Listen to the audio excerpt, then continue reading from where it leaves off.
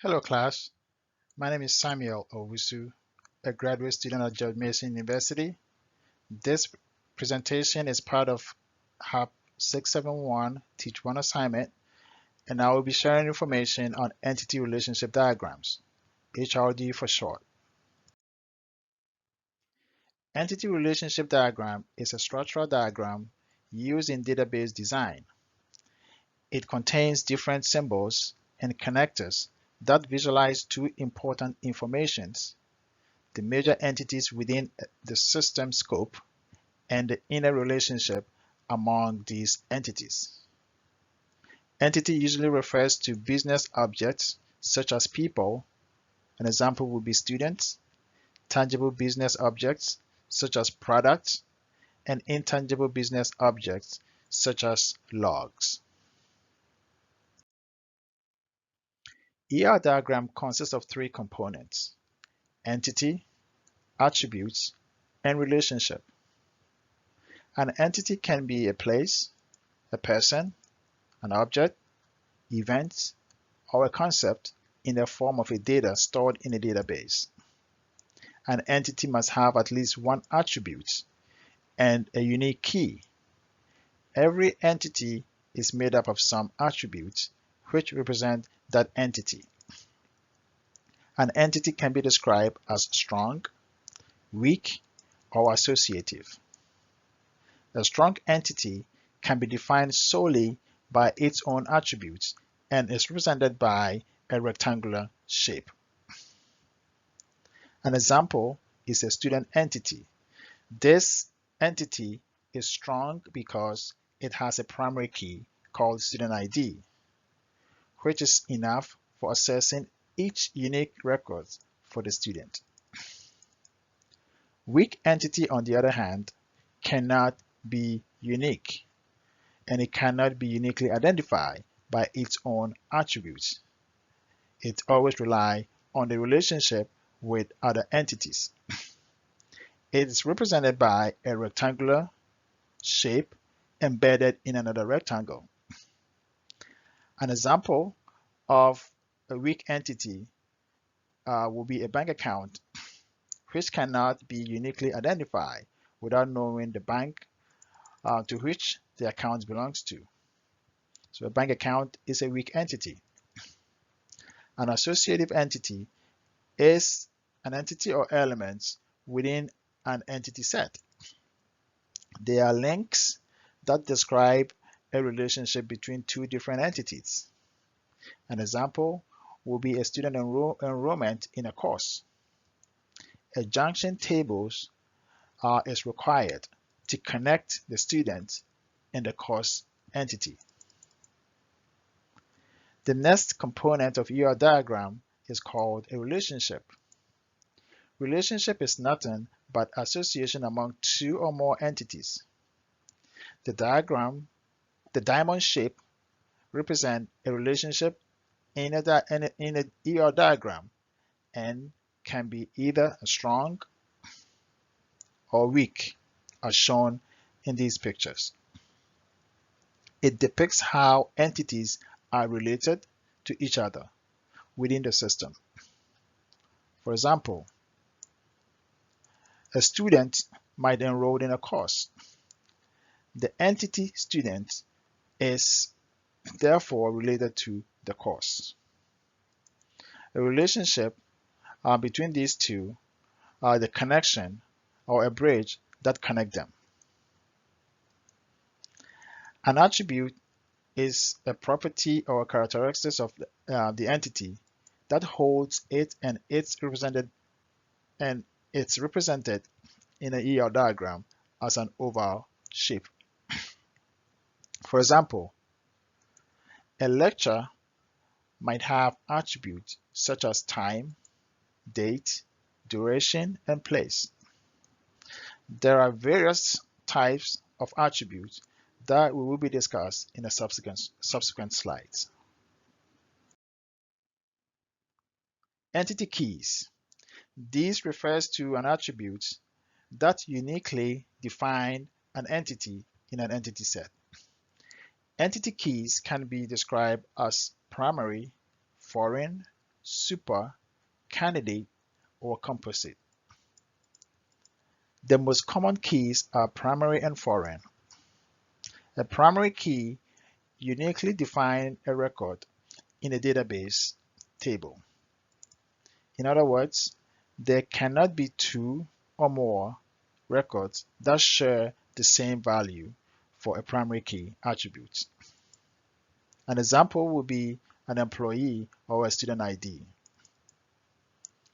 A foreign key is a reference to a primary key in a table. It is used to identify the relationship between entities. It does not have to be unique. Multiple records can share the same key.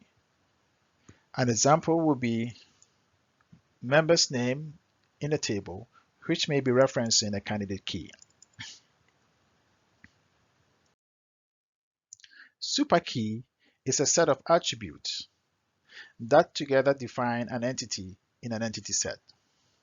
For example, employee ID and employee's name together can form a superkey. A candidate key is a minimal superkey which has the least possible number of attributes to still be a superkey.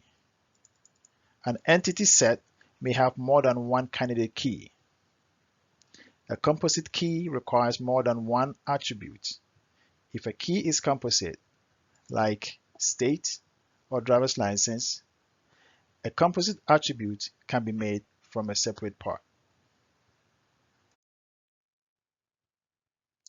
There are many types of attributes. The most common ones are simple, composite, derived, and multi-valued. A simple attribute cannot be divided any further. For example, a student ID. It is also called an atomic value. A composite attribute can be broken into many attributes. For example, a student full name may be further divided into first name, middle name, and last name. A derived attribute is a type that is not normally included in a physical database. However, their values are derived from other attributes present in a database. For example, age should not be stored directly. Instead, it should be derived from the date of birth of a person. Multi-valued attributes can have more than one value. For example, a student can have more than one mobile number, email address, or home address. Cardinality. It refers to maximum number of times an instance in one entity can relate to instance in another. For example, an auto repair shop may have a mechanic who works with multiple customers every day. Here, the instance mechanic in the entity auto shop relates to many instances customers in the customer entity. In an ER diagram, cardinality is represented as a cow foot at the connector end. The three common cardinal relationships are one-to-one, one-to-many, and many-to-many. A person can have one driving license and vice versa. This cardinal relationship is one-to-one. With one-to-many, one instance from entity A can be associated with multiple instances in entity set B, but many instances from entity set B can be associated with at least one instance in A. An example would be a class which consists of multiple students, and vice versa. With many-to-many, many entities in A can be associated with more than one entity in B, and vice versa. An example would be students as a group are associated with multiple faculty members, and faculty members can be associated with multiple students.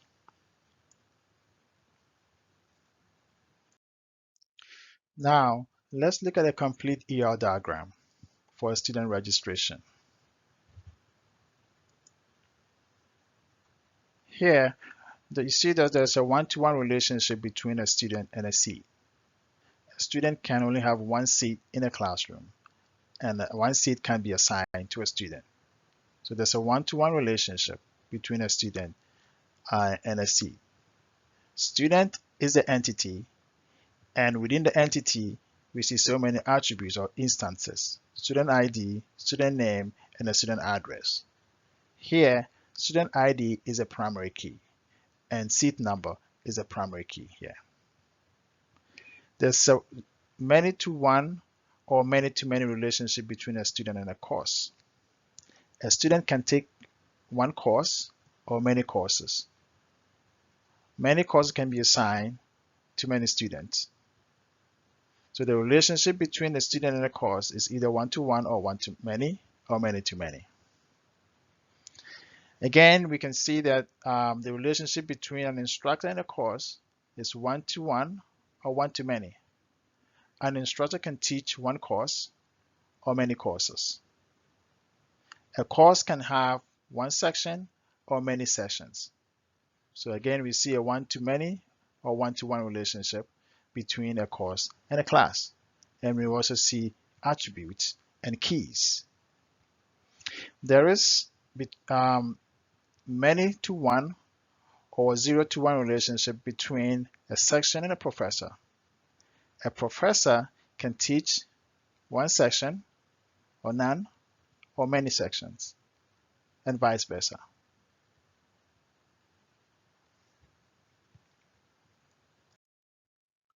Uses of ER diagrams. It is used in data design or database design. It is used in troubleshooting in database. It is used in business information system, education, and business processes or re-engineering, and in research. This ends my presentation. Thank you.